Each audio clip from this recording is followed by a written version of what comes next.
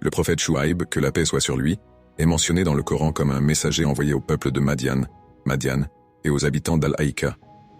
Son histoire est relatée dans plusieurs sourates, notamment les sourates Houd 11, Al-A'raf 7 et Ash-Shu'ara 26. Chouaïb fut envoyé pour rappeler son peuple à l'adoration d'Allah seul et pour les réformer sur le plan moral et économique. Le peuple de Madian vivait dans une région prospère, grâce à son commerce et ses ressources naturelles. Cependant, ils étaient reconnus pour leurs pratiques malhonnêtes et immorales. Parmi leurs péchés figurait l'association à Allah. Ils adorèrent des idoles au lieu de vouer un culte exclusif à Allah. La tricherie dans les transactions commerciales, ils utilisaient des balances faussées et trompaient leurs clients pour accumuler des richesses de manière injuste. L'injustice et le vol, ils volaient les biens d'autrui et pratiquaient l'usure de manière oppressive, le mépris des droits d'autrui. Leur société était marquée par l'égoïsme, l'avidité et un manque de respect pour les plus faibles. Allah envoya Chouaïb comme prophète avec sagesse et patience. Il leur adressa des avertissements clairs. 1. Adorer Allah seul. Chouaïb appela son peuple à abandonner l'idolâtrie et à reconnaître Allah comme leur seul Seigneur et Créateur.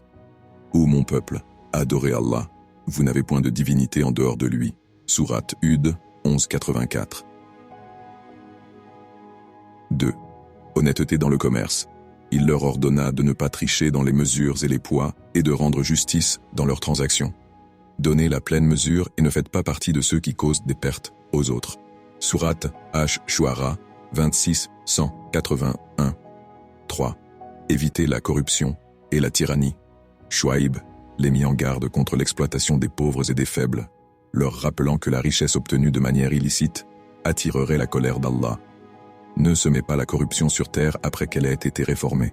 Sourate Al-A'raf 7:85. 4. Préparez l'au-delà. Il leur rappela que leurs actions seraient jugées par Allah et que seuls les croyants obtiendraient le salut. Le peuple de Chouaïb rejeta son message et se moqua de lui. Ils le considéraient comme faible et sans influence. Ils dirent « Est-ce que ta prière t'ordonne que nous abandonnions ce qu'adoraient nos ancêtres » Sourate Hud 11:87. Ils menacèrent même Chouaïb et ses partisans de les expulser de leur terre s'ils ne revenaient pas à leur ancienne religion. Mais Chouaïb, inébranlable dans sa foi, répondit « Je ne veux que la réforme dans la mesure du possible. » Sourate Hud 11:88. Malgré ces avertissements répétés, le peuple de Madian persista dans son arrogance et ses péchés. Lorsque le peuple de Chouaïb refusa obstinément de se repentir, Allah fit descendre un terrible châtiment sur eux. Ce châtiment prit la forme de plusieurs calamités successives. Une chaleur suffocante.